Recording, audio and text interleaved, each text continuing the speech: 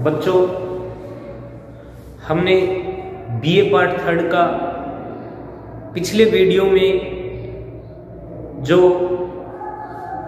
हमारा टॉपिक था, जो मौजू था, वो हमने सवाने निगारी की फन और उसकी फनी खसूसियात पर चर्चा की थी। आज हम उससे इसी सिलसिले में आगे बढ़ते हुए अगला जो हमारा मौजू है वो सवाने निगारी की आगाज़ व इर्तिका पर रहेगा। तो चलिए आज का हमारा हम टॉपिक शुरू करते हैं, सवाने निगारी का आगाज़ व इर्तिका।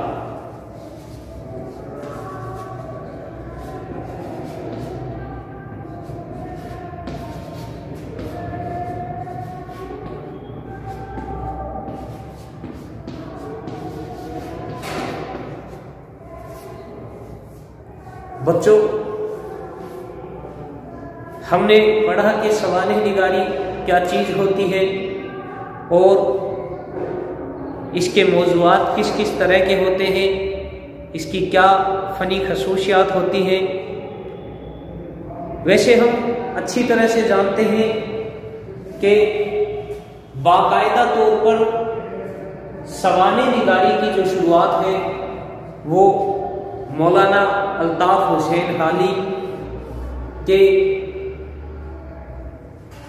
हाथों से हुई। इसकी बुनियाद अल्ताफ़ हुसैन हाली की तहरीरों से होती है। चलिए इस पर कुछ चर्चा और कर लेते हैं। उर्दू में सवाने निगारी के अनाशिर तो इब्तदा ही से नज़्म व नसर में शामिल रहे हैं। सवाने निगारी के इब्तदा दक्कन में हुई। वहाँ की मसनवियों में सवाने के अवलिन नकूस देखे जा सकते हैं। नुसरती ने अपने वालिद मुरबी इल्मी आदिल शाह और दीगर शख्सियतों की सीरतो सवाने निहायत उम्दगी से बयान की है। उनके अलावा मौलाना रोमी, ज़ोकी और दीगर मसनवी निगारों ने भी इस तरफ तवज्जो की है। इसके बाद शेराए उर्दू के तज़करों का दौर शुरू होता है। तज़करा निगारों ने बेहद इख्तिसार से काम लिया। अक्सर ने तो शायर का नाम या तखल्लुस लिखा और नमूने के तौर पर एक शेर पेश कर दिया।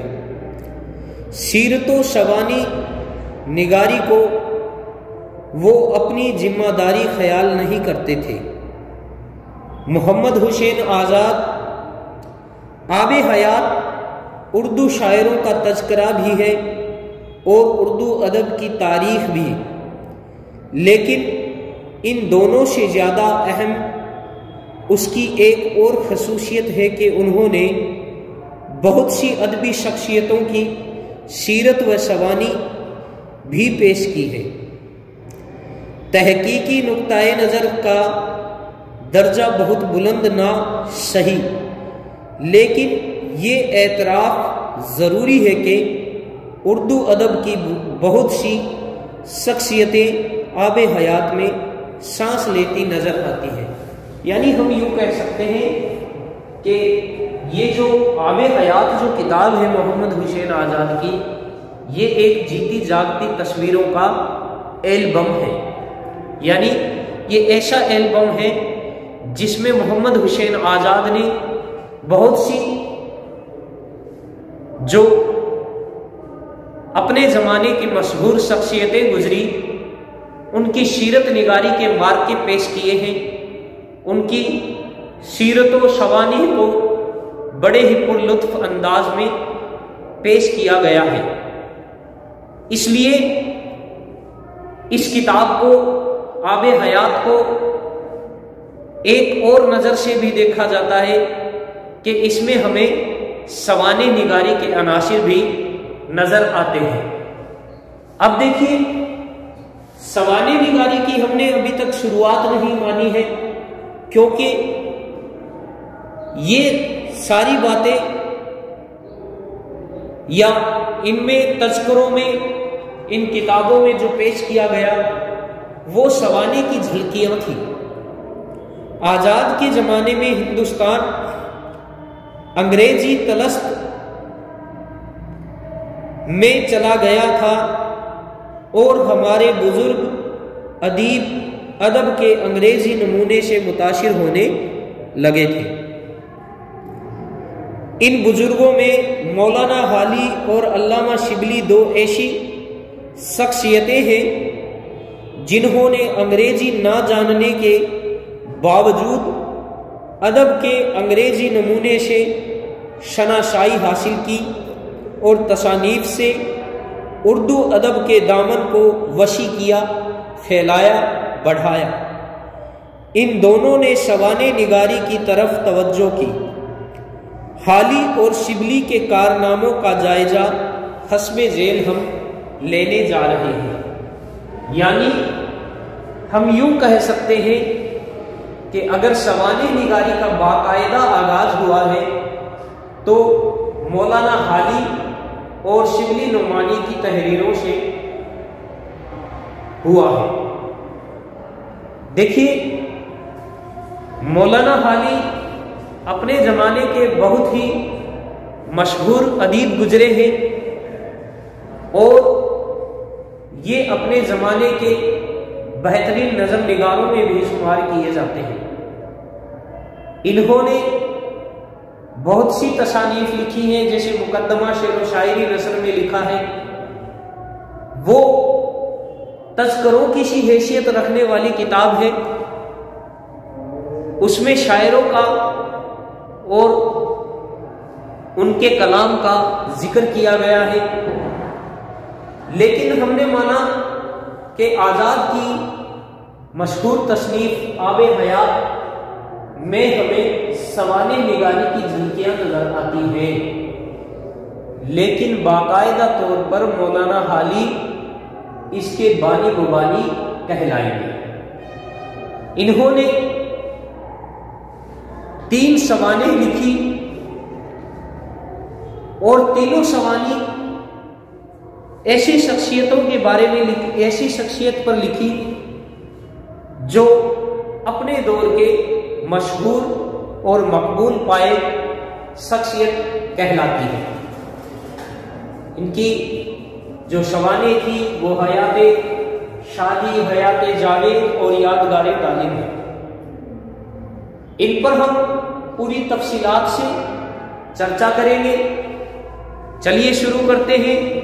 सबसे पहले मौलाना हाली की सवाने निगारी पर या मौलाना हाली की जो सवानही तसानीफ है, इनकी सवानही तसानीफ कौन सी है, उन पर हम चर्चा करेंगे।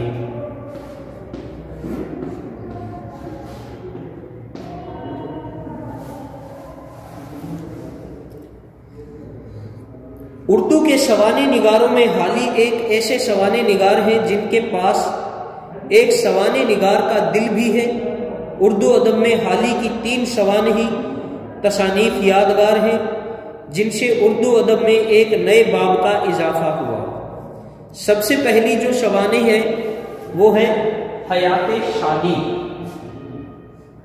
ये मौलाना शादी से बड़ी ही मोहब्बत रखते थे, इस वजह से इन्होंने इनकी जिंदगी से ये मुतासिर भी थे, इनके कलाम से भी मुतासिर थे। इस वजह से इन्होंने ये सवाने लिखी। सवाने थी हयात शादी। देखिए, हयात शादी मौलाना हाली की पहली सवानही तसनीफ है जो 1881 ईस्वी में मुकम्मल हुई। इस सिलसिले की अहम बात यह है कि हाली ने शेख सादी की सवानी लिखने का इंतखाब और शेख सादी की जो सवानी उम्री लिखी उसका मंसूबा इसलिए किया होगा कि शादी और हाली के मिजाज में बहुत ही यकसानियत थी, एक जैसापन था। वही मोहब्बत वही खलूस हाली के यहाँ भी था। फारसी से उन्हें खास सगफ था और कलाम शादी का मुताला उन्होंने निहायत तवज्जो से किया था। दोनों अपनी अपनी ज़बान के कादिरुल कलाम शायर हैं। दोनों अदब और अखलाक के गहरे रिश्ते पर ईमान रखते हैं। मौलवी अब्दुल हक ने दुरुस्त फरमाया, शहद की मक्खी की तरह बूंद बूंद जमा करके हाली ने अपनी किताब का मवाद इकट्ठा किया। यानी मौलवी अब्दुल हक इनकी इस सवानी के बारे में कहते हैं कि मौलाना साहब ने शहद की मक्खी की तरह से बूंद बूंद इकट्ठा किया और अपने मवाद को इंतखाब करके उसे अंजाम दिया, जिसकी शक्ल हयात शादी की शक्ल में वो तैयार हुआ। ये किताब हमने जाना कि हयात शादी शेख सादी के की सवानी उम्री पर लिखी गई है। उनकी हयात जिंदगी पर मुबनी है। वो इसलिए भी लिखी गई क्योंकि वो खास खलवत उनसे रखते थे, ऐसा खलूस रखते थे जैसा कि हाली खुद भी ऐसा ही खलूस रखते थे जिस तरह से शेख सादी के यहाँ था। कलाम में भी यकसानियत थी। इस वजह से उन्होंने शेख सादी की सवानी लिखने का मंसूबा बनाया। दूसरी जो इनकी सवानी है वो है यादगारे गालिब। यादगारे गालिब से भी इन्होंने तालीम हासिल की थी, अपने कलाम पर कुदरत हासिल की थी, तो गालिब से भी ये अच्छी तरह से वाकिफ थे। इनको भी ये करीब से जानते थे। तो गालिब की बायोग्राफी, इनकी सवानी लिखने का भी इनके जहन में ये एक मंसूबा तैयार हुआ और अपनी इस बेहतरीन तसानीफ को उन्होंने कलम बंद किया और अपने इस कारनामे को अंजाम दिया। तो देखिए, मौलाना हाली की दूसरी सवानही किताब है यादगारे गालिब, जिसे शेख इकराम ने हाली की शाहकार तसनीफ कहा है। ये 1896 ईस्वी में मुकम्मल हुई। हाली ने गालिब की दिलचस्प शख्सियत को और ज़्यादा दिलचस्प और महबूब बनाकर पेश किया। इन्होंने गालिब की ज़िंदगी के हालात, निजी बातों और उस अजीम शायर की लताइफ व ज़राइफ की तरफ कम तवज्जो की और उनकी तशानीफ के तनकीदी मुताले की तरफ ज़्यादा। यादगारे गालिब लिखकर हाली ने उर्दू अदब में सवाने निगारी के फ़न को मेराज तक पहुँचाया। यानी सवाने निगारी का फ़न यादगारे गालिब से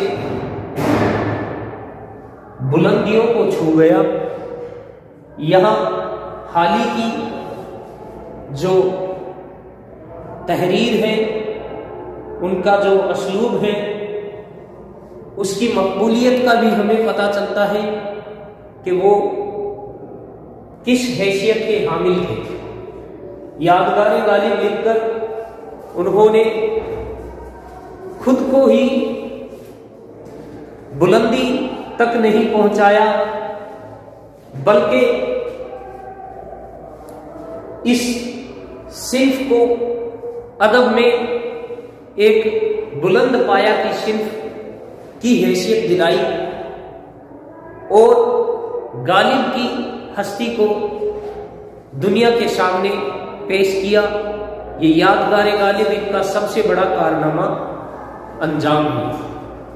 अगली जो किताब है, जो तसनीफ है, वो है हयाते जावेद। ये हयाते जावेद इन्होंने अपने उस्ताद कह लो या इनके रफीक और इनके अजीज सर सैयद अहमद खां की जिंदगी पर लिखी गई। उनकी उम्री है सर सैयद अहमद खां की, और सर सैयद अहमद खां की शख्सियत से आप और हम अच्छी तरह से वाकिफ हैं, और उनकी शख्सियत के और ज़्यादा करीब हमें इनकी ये तसानीफ, इनकी ये तसनीफ हयाते जावेद ले जाती है। देखिए, हम यूं नहीं कह सकते कि मौलाना हादी ने ये सवाली अपनी ये निजी मालूमात के जरिए से लिखी होगी। हो सकता है हयाते शादी ऐसी किताब हो जिनके बारे में उन्होंने पढ़ा हो, उनके बारे में जाना हो, लेकिन हम ये कह सकते हैं कि हयाते जावेद ये इनका इतना बड़ा कारनामा है क्योंकि मौलाना हादी सर सैयद अहमद खां से तो बहुत अच्छी तरह से वाकिफ थे। तो इनकी शख्सियत पर इन्होंने बहुत ही इनकी शख्सियत की सच्चे मार्के इस किताब में उतारे हैं, इनकी तस्वीर पेश की है। तो देखिए, हयाते जावेद सर सैयद की सवानी उम्री है जो 1893 ईस्वी में शुरू होकर 1951 ईस्वी में तकमील को पहुंची। ये तवील मुद्दत सख्त मेहनत में गुजरी। हाली की तीनों तसानीफ में ये सबसे मुकम्मल और भरपूर किताब है। मौलाना हाली सर सैयद से बेहद मुतासिर थे। उनके अदबी नज़रियात सर सैयद के अफकार का परतों हैं। सर सैयद के सिलसिले में हाली ने मरवत मिजाजी से काम लिया और उनकी खामियों पर पर्दा डालने की कोशिश भी की। इसलिए अल्लामा शिबली ने हयाते जावेद को मुदल्लिल मदाही और किताबुल मुनाकिब कहा है। देखिए, अल्लामा शिबली नुमानी ने इस किताब को क्या कहा है? किताबुल मुनाकिब या मुदल्लल मदाही। ये इसलिए कहा है कि ये सर सैयद अहमद खां के सबसे करीबी अजीज रफीक थे। इस वजह से इन्होंने इनकी कुछ खामियों पर पर्दा डालने की भी कोशिश की। तो ये क्या कहलाई? मुदल्लिल मदाही या किताबुल मनाकिब।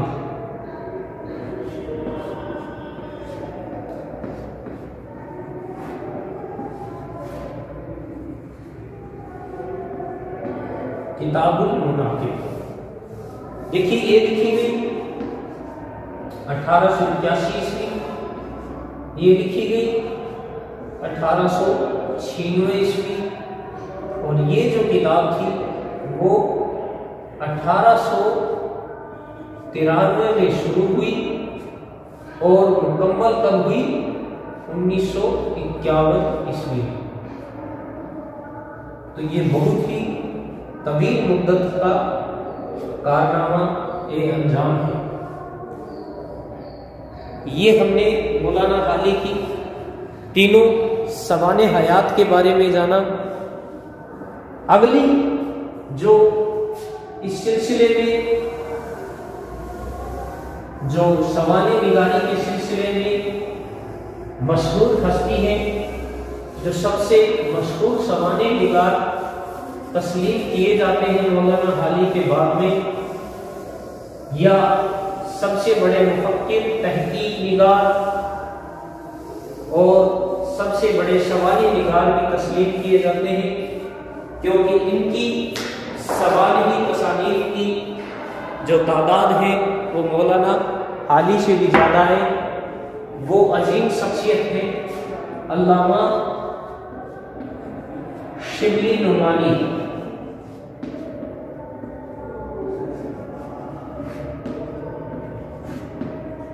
अल्लामा शिबली नुमानी।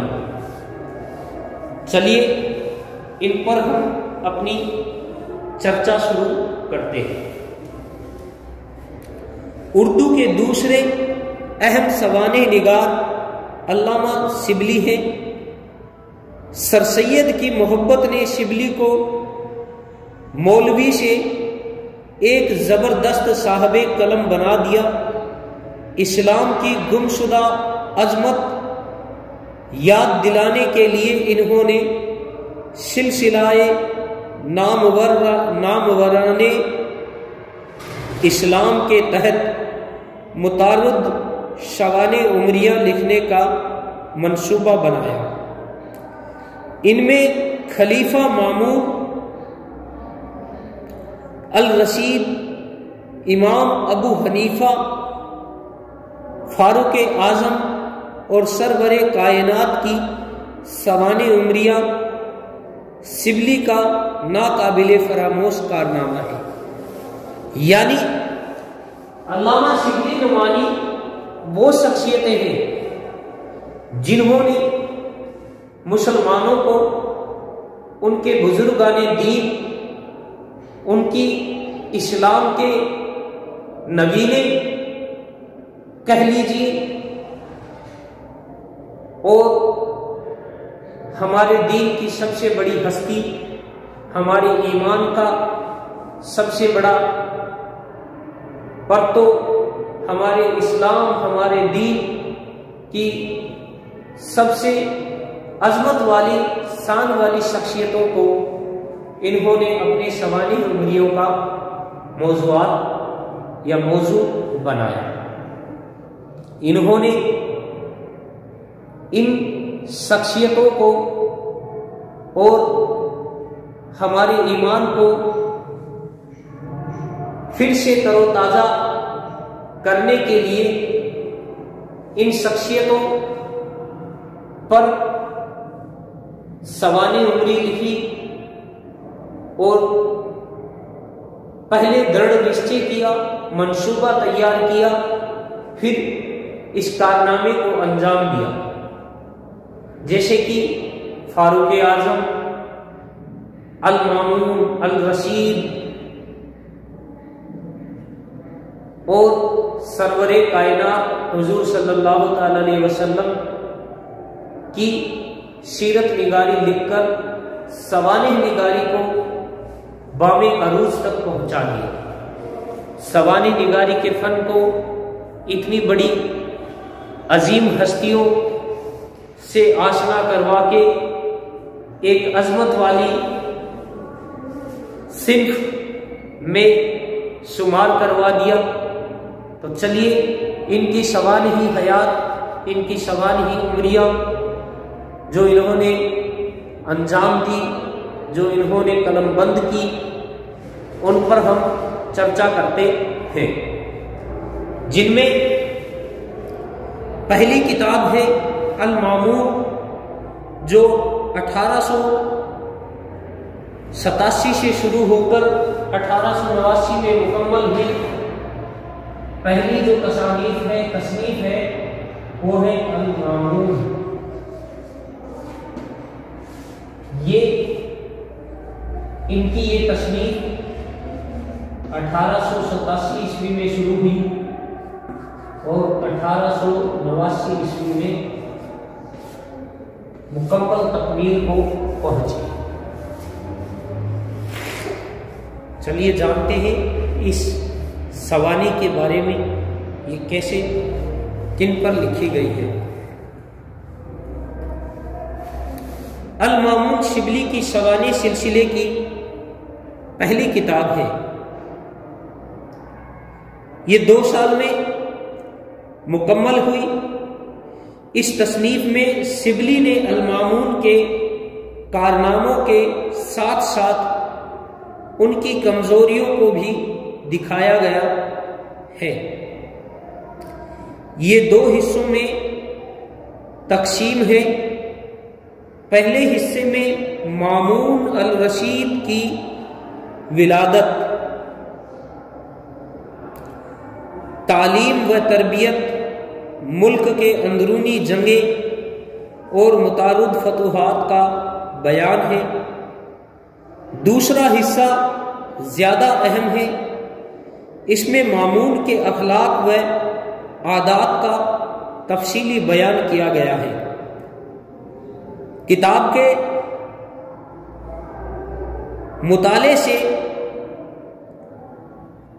मुसन्निफ की मेहनत, ज़ौक़ व जुस्तजू और दयानतदारी का अंदाज़ा होता है। मामून शिबली की पसंदीदा शख्सियत है, लेकिन दयानतदारी का इतना ख्याल रखते हैं कि शिबली ने उनकी कमजोरियों पर पर्दा नहीं डाला। इसके अलावा दिलचस्प किस्सों और हिकायतों ने किताब को और ज़्यादा दिलचस्प बना दिया। देखिए, इसमें दिलचस्प किस्से और हिकायतें भी शिबली नुमानी ने पेश की हैं, जिसकी वजह से ये किताब और ज़्यादा दिलचस्प हो गई। ये इन्होंने अल-मामूनुल रशीद के जिंदगी पर, उनकी हयात पर लिखी है। इसके 2 हिस्से तकसीम हुए हैं। पहले हिस्से में अंदरूनी जंगों, उनकी पैदाइश, उनकी परवरिश, उनकी तरबियत पर, और दूसरे हिस्से में इन्होंने इसमें उनके अखलाक और आदात को तफसील के साथ बयान किया। दूसरी किताब है सीरतुन नौमान। दूसरी जो किताब है इन्होंने लिखी, वो लिखी है सीरतुन नौमान। ये 1891 ईस्वी में लिखी है। सीरतुन नौमान इमाम अबू हनीफा की सवाने उमरी है। इसके भी 2 हिस्से हैं। पहला हयात और दूसरा उनके कारनामों पर मुश्तमल है। इमाम के शागिर्दों का भी तफसील के साथ जिक्र किया गया है। अल्लामा शिबली हनफी मसलक पर कारबंद थे और इमाम अबू हनीफा का बेहद एहतराम करते थे। इमाम के बारे में उनके मुतारदों, उनके मुताक़िदों में तरह तरह के किस्से मशहूर थे, मगर शिबली ने इन सब को कलम अंदाज किया और सिर्फ उन्हीं बातों को अपनी किताब में बयान किया जो तहकीक की कसौटी पर पूरी उतरे। यानी कोई सुनी सुनाई बात ही इन्होंने पेश नहीं की। पहले इन सब बातों पर इन्होंने क्या किया? तहकीक की, रिसर्च किया, और जो रिसर्च की कसौटी, तहकीक की कसौटी पर जो बातें खरी उतरती हों उन बातों को इन्होंने अपनी इस किताब में पेश किया। यानी फालतू या मनगढ़ंत बातों को अपनी तस्नीफ में पेश नहीं किया, सच्ची और तहकीक की कसौटी पर पूरी उतरने वाली बातों को ही अपनी इस तस्नीफ सीरतुन नुमान में पेश किया। अबू हनीफा, इमाम अबू हनीफा जो हमारी दीन की बड़ी शख्सियत की हैसियत रखते हैं, तो इन सब बातों को इन्होंने अपनी इस तस्नीफ में पेश किया। तीसरी जो इनकी तस्नीफ है वो है दीन की बहुत बड़ी हस्ती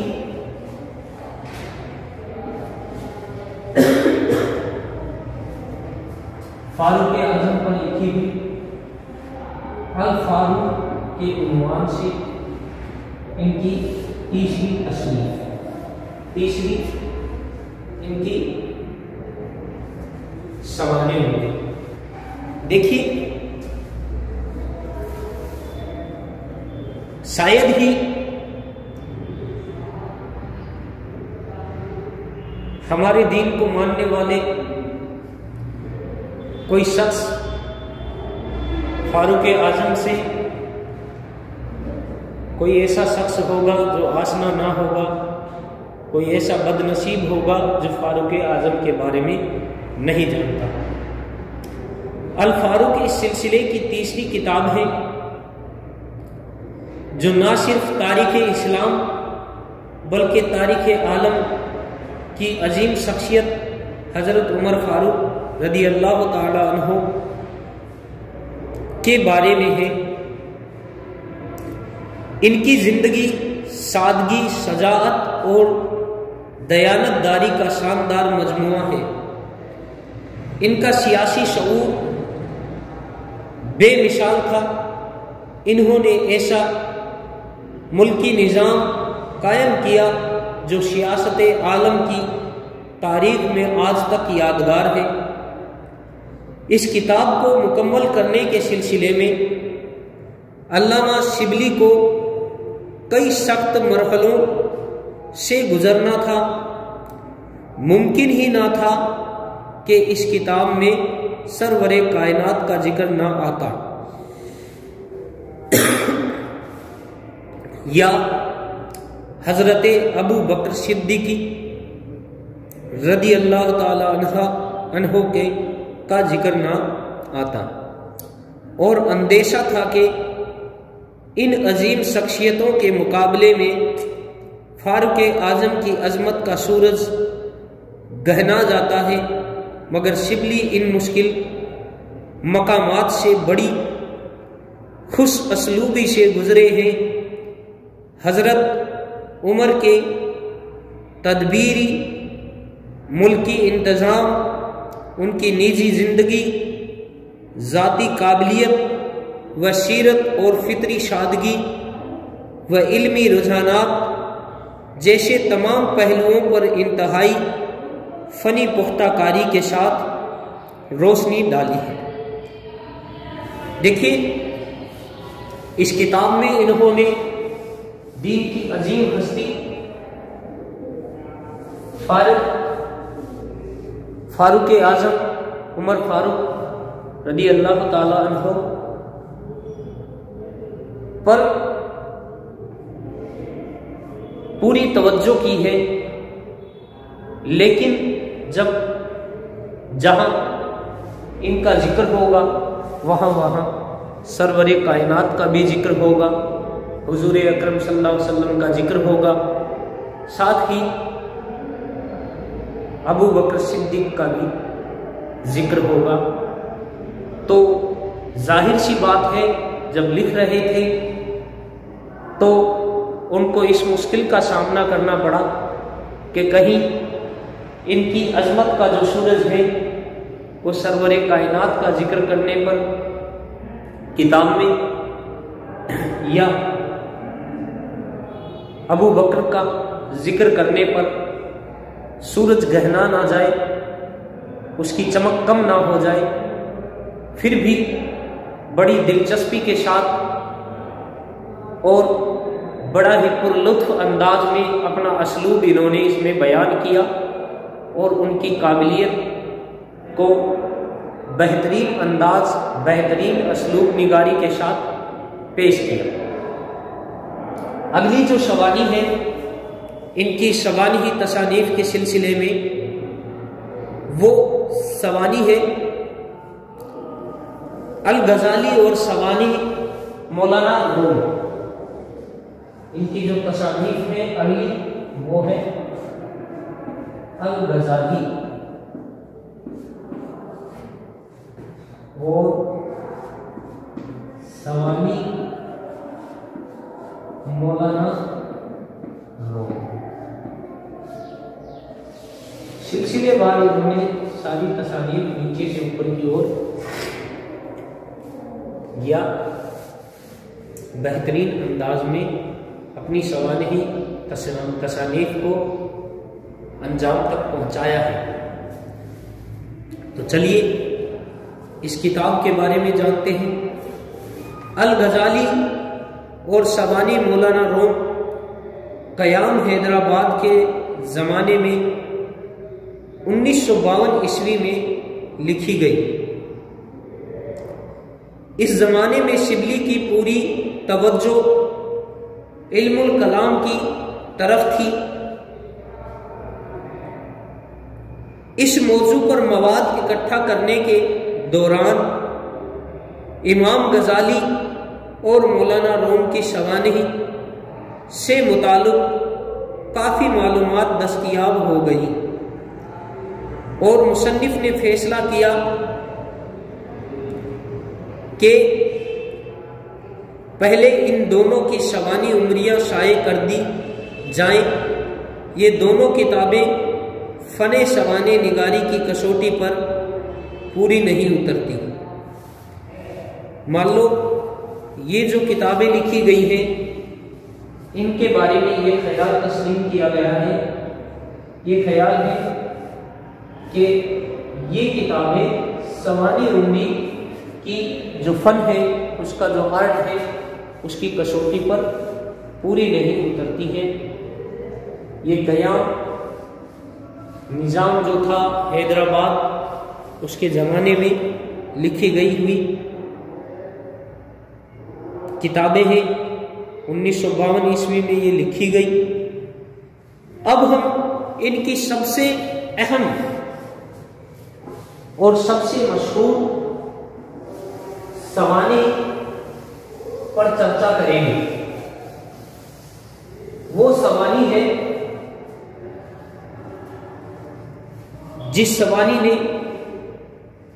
इनके इस फन को बामे अरूज तक पहुंचा दिया, फन के मेराज तक पहुंचा दिया, इस फन को भी मेराज तक पहुंचा दिया।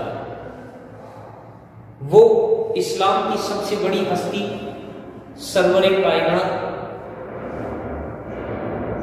मोहम्मद अरबी आप सल्लल्लाहु अलैहि वसल्लम, हुजूर अकरम सल्लल्लाहु ताला अलैहि वसल्लम की सवानी है, जिसका उन्वान है सीरतुन नबी, जो 1910 ईस्वी में लिखी गई।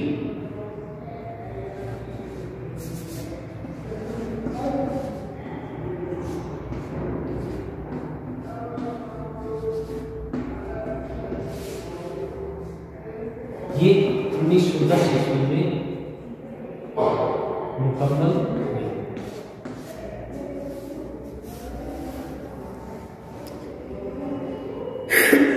सीरतुन नबी सल्लल्लाहु अलैहि वसल्लम शिबली के सवानी सिलसिले की आखिरी मगर सुनहरी और ताबनाक कड़ी है। ये किताब उस वक्त लिखी गई जब मुसलसल लिखने के बाद उनके फन पर पूरी तरह निखार आ चुका था। सवानी निगारी के फन पर उन्हें पूरी दस्तरस हासिल हो गई थी और नसर निगारी में वो अपने तमाम हम असरों से शबकत ले जा चुके थे, यानी बहुत आगे पहुंच चुके थे। यानी सवाने निगारी के फन पर जब इन्होंने पूरी तरह से कुदरत हासिल कर ली, तब इस सवानी को तसनीफ किया, लिखा।